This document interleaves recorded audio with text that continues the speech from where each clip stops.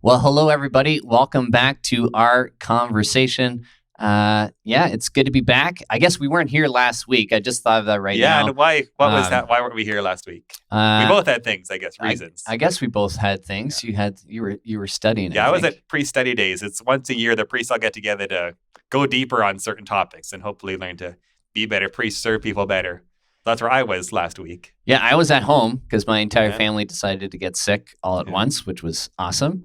So I knock on wood. Hopefully it's real wood. I'm 0 for 2. I had to go get a COVID test and do all that stuff and stay symptom free. But we should count how many staff have had COVID tests because I've had 2 as well, also both negative. I don't know if it's like a record that someone wants to be in the lead on, but it's a thing that we're like taking seriously, being careful with. And I guess maybe that's kind of the point is, once you go, they'd say wait the 48 hours. And so most of the time, it was like today, I feel like I haven't been in the office in like a week with a blizzard and being sick. And then I was like, and Remembrance Day. I was like, legitimately, I haven't been in here in almost a week. But that's the world we live in. Yeah. Good to be back with you here.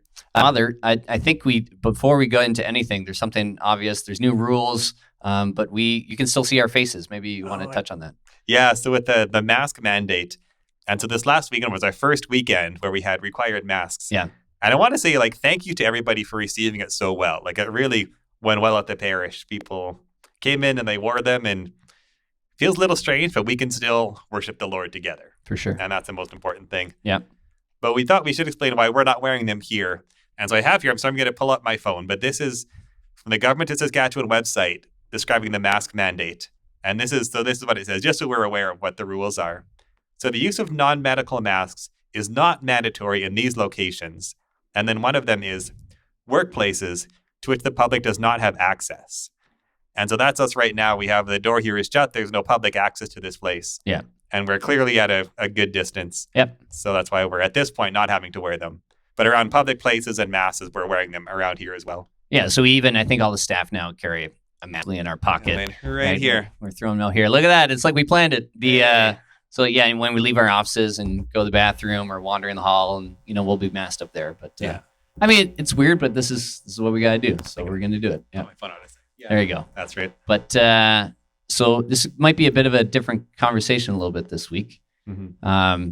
It was a cool homily. I kind of liked going into wisdom and Alexandria and history and celibacy. There was a lot there. Philosophy, like you said, sometimes that freaks people out. But it was really cool. But we're gonna maybe set that aside to kind of begin because I think maybe we got to talk about something else first.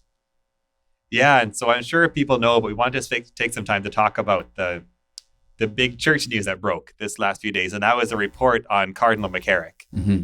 And this is not an easy topic. We'll just warn you now, but we'll do the best we can just to talk about it a bit. I think a lot of people are wrestling with this, and we may get to the homily, we may not. We'll see. We've got it here. We do, but we do want to take some time to talk about this. And so quick, maybe background to those who may not be as familiar with this situation. Yeah. And correct me if I miss anything, but it's about Cardinal McCarrick. He was a Cardinal Archbishop of Washington, D.C. And it came out, I guess it was about 2 years ago, news broke that essentially he was a serial abuser, is what we found out. Yeah. And so we keep hearing about these cases coming out again and again. So that we keep getting hit with it. And think of all the pain that's behind every one of those stories and all the hurt behind every one of those situations. And especially with this guy being a cardinal, the big question has been how could this have happened? Not only that he would do these things, but also with that, how could he have made it to cardinal doing these things? Yeah. And who knew, who didn't know, and how did this happen was a big question. Yeah, and I guess for some people that don't know all the levels of the churches, cardinals are some of the higher up the chain. They're the ones who vote for the Pope. They vote for the Pope, right? Yeah. So it's an important position. And also in the United States, being the Archbishop of Washington, D.C., being the capital city of the United States, that's a huge position as well. And I think just for context that I don't know 100%, so I won't speak out line, perfectly, but a vast majority of these cases were involved with seminarians. Yeah, and during formation and connected to seminary. So a real violation, especially of authority and abuse and of forming some of our, next leaders of the church. And the seminarians being men technically, but also really in a position of he has a lot of authority over them as a cardinal. So disgusting in so many ways. That's a good word. I think we said right before, it's like, I don't know what to say if all we said was we find this, it's disgusting, and to know that there's people in the church, it's awful. And for me too, like I went to seminary in the United States. Yeah. And all of my time was on the West Coast. I was at Mount Angel, Oregon. And another thing too I found so hard when this news broke is like my experience was so different than what I heard from this McCarrick situation. Like couldn't even comprehend anything like that happening where I was. And we were just so deeply respected by people who did our formation. And the people who led it were men and women of really wonderful integrity and care and love. And still some dear friends of mine are some of those people from the seminary. So just so different from what I had lived around the same time in the same country even. Yeah. It's and I guess that's a point to underline, not to discredit what this is. It's awful, and one case is too many. Yeah. It's zero. It should be zero. We're the church. We're followers of Christ. This is the antithesis of who we are and what we should be about. But there's a lot of good, holy men and women, following Christ and in the church and in the institutions, and which almost makes this so horrendous and awful. And I've been a church guy for a long time, and in the structures and seeing this stuff is, and I think honestly there was a lot of frustration, I would say, as a lay person over these couple of years, that like frankly to me this report took way too long to come out. Yeah. And I know sometimes the church we move slow and we got to be diligent and find the answers, but like if there is one area we should be moving fast on. But I will say though with that, like I haven't read the report myself. It's 500 pages. Yeah, I haven't had the time, and I don't know if my heart could handle it at this point, to be really honest. Yeah, I think we I'm both read coverage of it. And to be clear, I guess to talk more about what this report is. So this was Pope Francis did like demand this report. He required it to be done. And it was a really in-depth reporting. And it was a look at like, how did he manage to become bishop, archbishop, cardinal with this? Who knew and who didn't know, and what reports were there? Yeah. So that's kind of the report is looking at the decision-making process of how this had happened. And I do think from what I've seen, I haven't entered into all of it because honestly, I've had some pain and woundedness connected to leadership over my time in the church or whatever. And this was just hard for me that I'm in no place, I think, to read 500 pages about this. Yeah. But it does seem thorough. And so when I say that it took too long, I think more from just the pain of the church and people needing answers, right? Like if it took this long to get, to be thorough and get to right answers, good.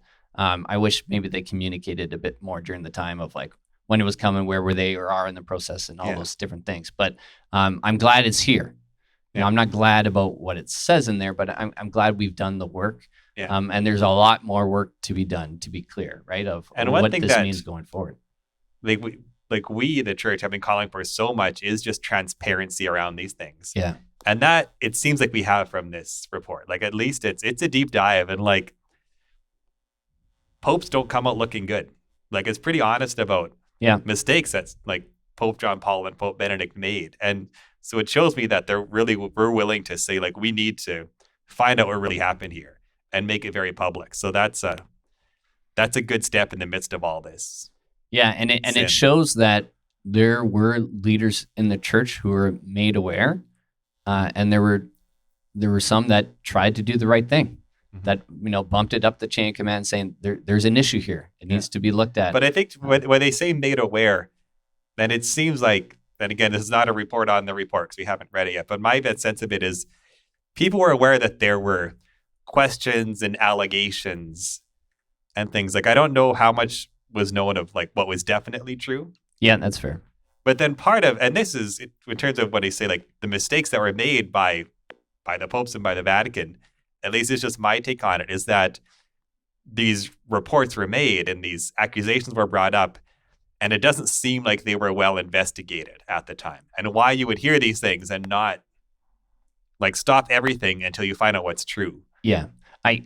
That's my sense of things so far from what I've read and gone into. And I think personally from my experience and my kind of network of people I've chatted to about these issues is I think the abuse and the victims, I mean, that is the center of the pain and the Yeah. hurt, right? Let's be clear. And that needs to be dealt with first and foremost in the care for the victims and their families, and for justice, which I think a lot of people have concerns like, where's the justice? You know, Yeah. and but also is Like this I think systemic sin that's this there. systemic sin, but also this idea of it's painful to know that there was enough hints that should have driven them to dive deep like they've done now years ago. Yeah. And why that didn't happen. There's no really great answers for that, you know? No. And I think it's so unbelievable to a lot of people that would be the case, right? Yeah. And that's kind of an open wound that is not easy, you know, to deal with and to heal. Yeah. And you know, and I guess I'm even nervous about this whole thing because like Pope John Paul II, like is my hero. Yeah. Like most of why I am and what I do is because of that man. You know, I've had encounters with him and seen him from here to the wall and him look at me and I see the face of Christ and it has moved me and transformed me.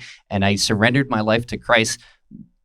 I'm getting emotional a lot because of him. Yeah. And a then lot to of my hear, vocational call was World Youth Day 2000. and we know we're not alone, right? Yeah. And there's a lot of people who love the writings of Pope Benedict and then to see maybe the best case scenario that he made a great error and failing. Yeah. It is hard to process. It's Yeah. hard to manage, right? Now, and I've seen different takes online of people like, oh, we rushed to canonize and this, and I don't know. I'm not expert enough to know. I was like, you know, doesn't look great, right? But also I'll say is like, but saints doesn't mean perfection. Yeah. But he was the leader of the church, right? Yeah. If there was some kind of scale in the business, like a CEO gets fired over this kind of stuff. We Yeah. can't quote unquote fire popes that I'm aware of in that sense. But I think that's where there's a lot of struggle with this. Yeah, and maybe it is zero ends as we're focusing on John Paul's role in this. And correct me if I get these details wrong, but the question was when they were looking for a new Archbishop of Washington, D.C., and the Archbishop of D.C. is almost always a cardinal. So it's kind of assumed whoever got that, was placed in that role, was going to become a cardinal as well. Yeah. And McCarrick was not, of course, at that time, Archbishop of D.C., but he was sort of one of the ones that they're looking at to possibly take that role. Yeah. And it sounds like we're reported back to Rome and to Pope John Paul that there were serious allegations and concerns around this, and people recommending don't do this. And then it sounds like Cardinal McCarrick wrote a personal letter to Pope John Paul II saying that these are all lies and he's being slandered. And then the error that Pope John Paul made, it sounds like, is taking McCarrick at his word. Yeah. When he denied them. And again, to me, the thing is like, why would you not say like nothing will go forward here until we know the facts? Like, why would you just take his word for it? And I think we're in a culture now and a time now in society, but also in the church that would happen. Yeah, right? absolutely. And we need to be clear on that, right? As we look back, and these reports sometimes go into history, it's like the church has already instituted a lot of changes to go into this stuff. But it's like that's mind blowing to me and to a lot of people to say like you trusted and you know, of course, like we know the truth, so it's easy for me to say on this side, knowing what we know. You know, but it's a hard pill to swallow, right? Like it's hard to figure out how that happened.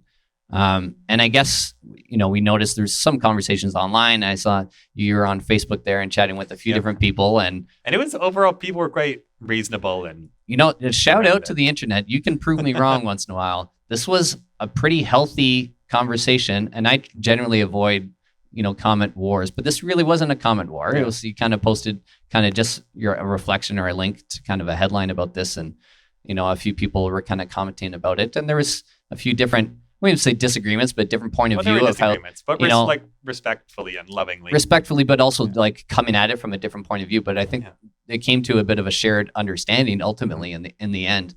And I think that would be useful to touch on here. Is you got into a little bit of this idea of what, you know, and maybe I'll explain for some people out there, of clericalism. And maybe just the culture and systems. So yes, there's personal fault and sin and crime that was committed here for sure.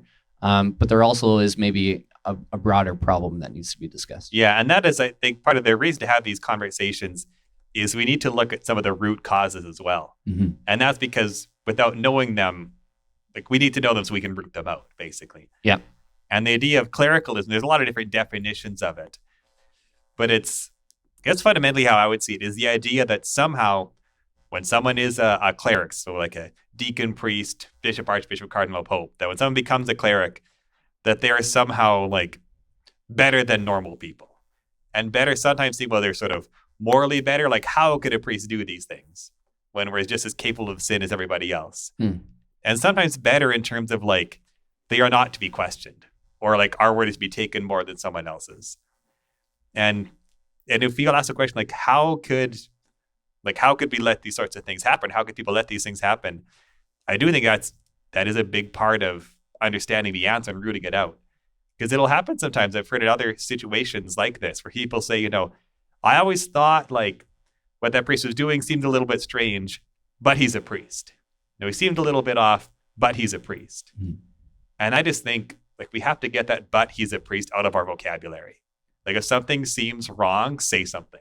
Yeah. Be it a priest, be it a bishop, be it a cardinal, whatever it may be. Being a youth ministry leader, whatever, right? Like if anybody at all, really. Anyone at all. And sometimes we talk about this clericalism, we're talking about, clergy and religious and all this kind of stuff. But to me, it really is, it all goes back to power differentiation. Power is always dangerous. Yeah. In the church, out of the church. Not to say people, some people say, blow it up, like get rid of all like levels and this and to say, well, that's just not realistic. Like we live in a world that like there's structures and there's, there will always be power differentials. Yeah. You can't get rid of so that. To remove power is not realistic. That's not a solution, right? But to understand but how do we have healthy relationships and healthy power dynamics and for people in power to understand they have influence. And I've seen this, and not to throw, people under the bus or that kind of stuff, but I've seen some leaders who are not aware of the power that they hold, right? And how maybe sometimes they're, snuffing out maybe conversations or this because people are afraid or people won't question because of your position, right? Because maybe you have a collar, you don't have a collar, or they report to you or whatever, right? It could be a various degrees of stuff.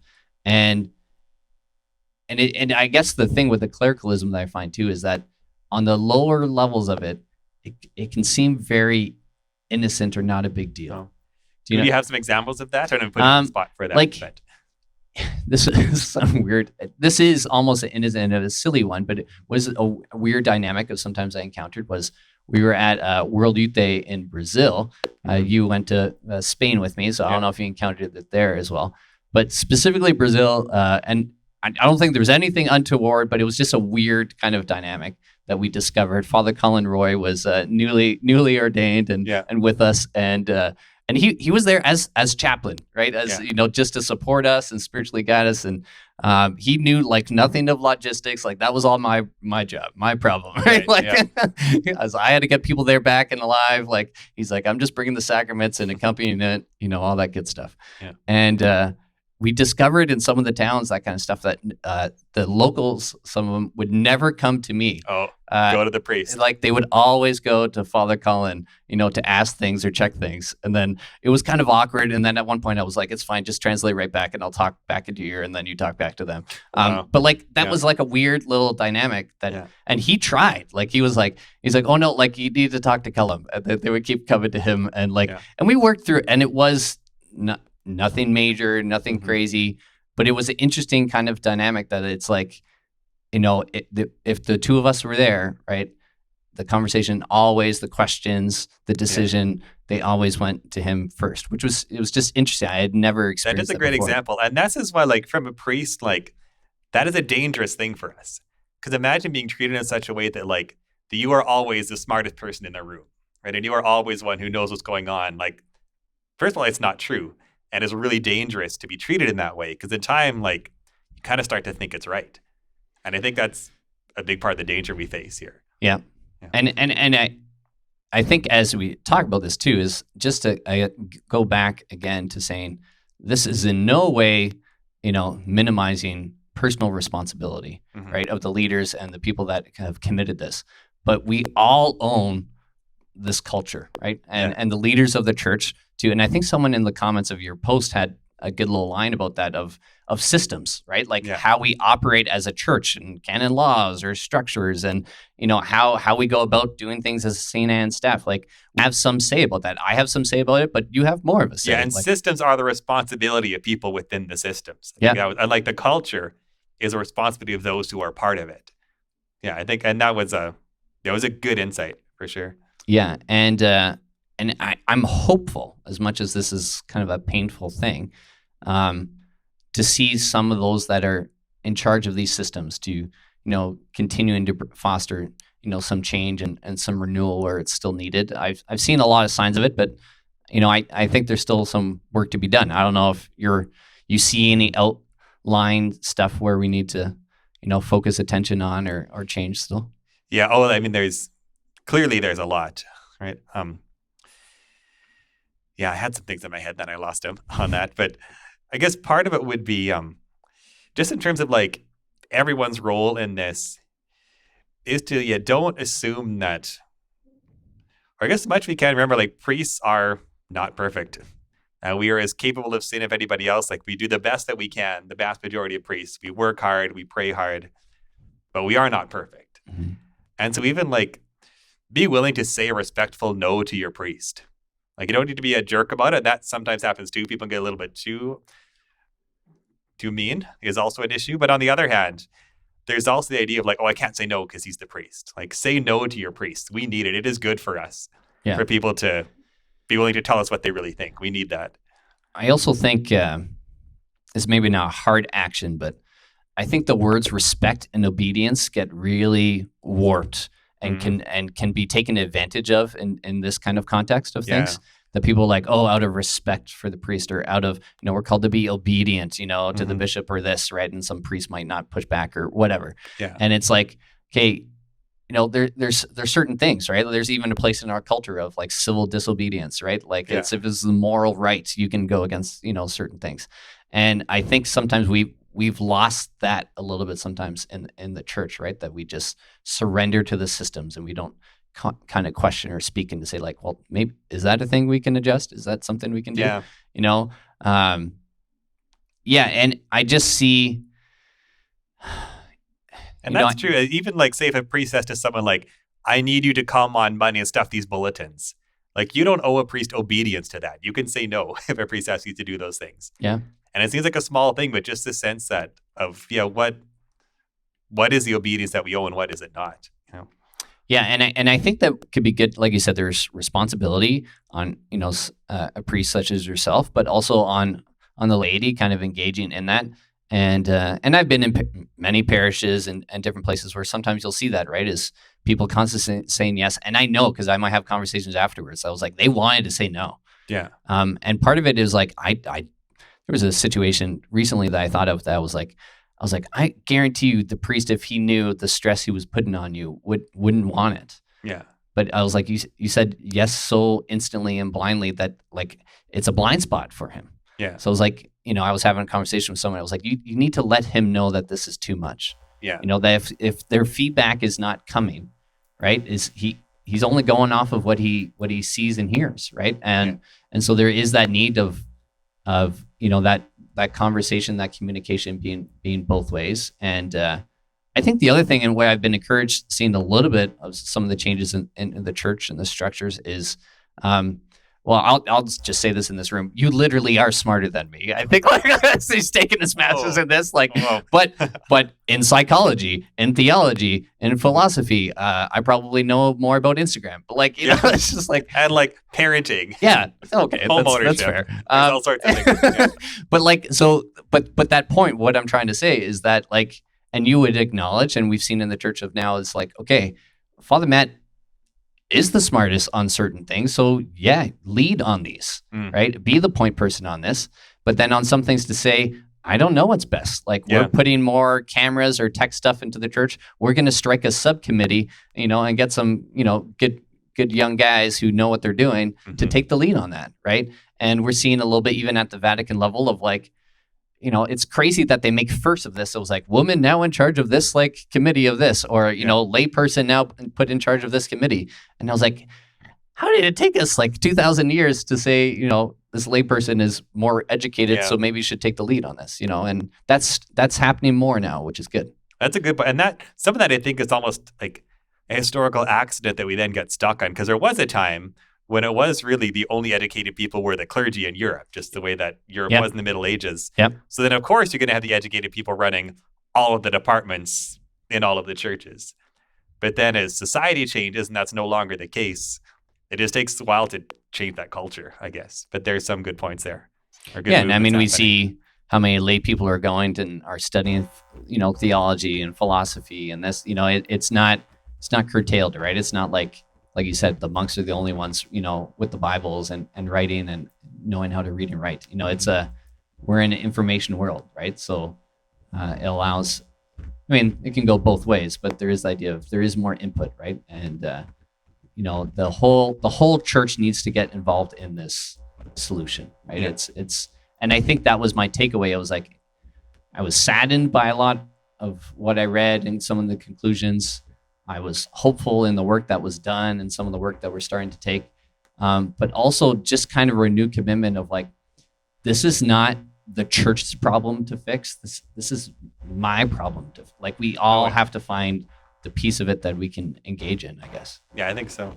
Yeah, and I know that for priests, part of, because we talk a lot about what do lay people need to do, but for priests too, one thing I think we need is a greater awareness of our power in relationships. And we can sometimes get blind to that. So that's the thing that I'm taking from this. Yeah. I hope clergy can take. Can you think of an example of that, of where maybe?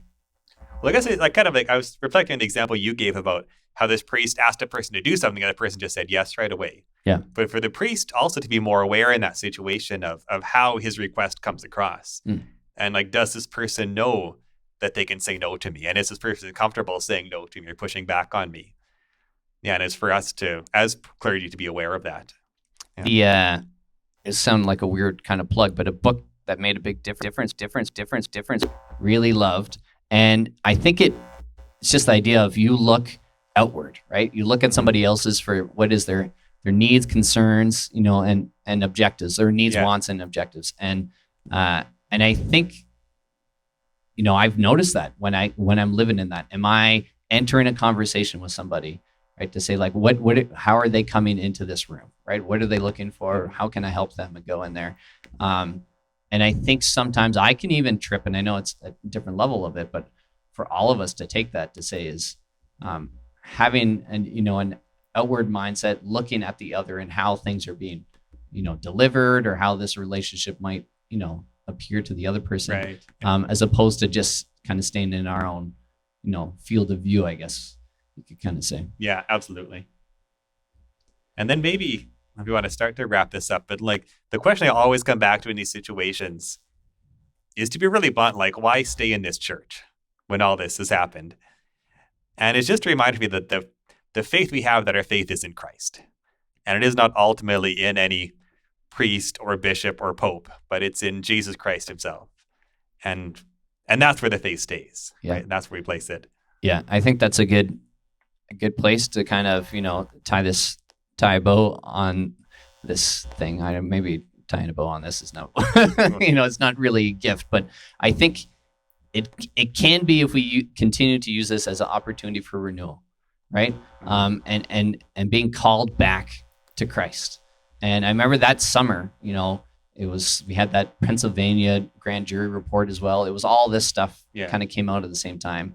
And I remember I was on vacation, and my first day back was kind of when I think the PA grand jury report came out. Yeah. And I was working at the diocese, and it had nothing to do with the diocese, but I literally remember walking through the doors of the Cathedral of Holy Family, and I felt like I was entering the lion's den. I was kind of why am I doing this? Why am I showing up? Yeah. I was like, I shouldn't be here. And it was a struggle. And I'd say it was a good year and a half that I really struggled with this stuff and the failures of leadership and experiencing on a bunch of different levels. And ultimately I came back to whom shall I go? Yeah. And it's not a person. Well, it is a person, but it's Jesus Christ. And for me, it was the Eucharist too. having a real, true understanding of the Eucharist, and that Christ comes and feeds me, gives me the strength that I need. And maybe in this context, even of COVID, that's become even more of an awareness for me, right? Of how much I need Jesus. Yeah. And as much as this church is broken, it is beautiful, and it gives me Jesus. This is where I met Jesus. This is where Jesus comes to me, and this is where Jesus sends me. And and I'll continue to show up, right? Broken, bruised, with tears, but my faith has given me so much. I can't give it up, but it doesn't mean that I'm not crying. It doesn't mean that I'm not scared or afraid or angry, or disgusted. I think he can hold those all together. Yeah, and it's hard to hold all that sometimes. Yeah, right. And also, the love of the church means pushing for the change that we need. Yeah, and I hopefully we did some degree of that here. I think we just said we couldn't just go on and not touch on this. So I think that was our attempt. Your homily on wisdom was super cool. Maybe we'll touch on it next week. It's recorded on the website. You can listen to it. Go check it out. But I think we've gone long enough here today. But just know that if you are hurting, reach out and know that we are with you. We are praying with you. We are here for you. And you have a voice, and it should be listened to. And don't be afraid to use it. Yeah, and let's pray for the victims. Pray for all those hurt by this. Mm-hmm. Yeah. Amen. Amen. See you next week.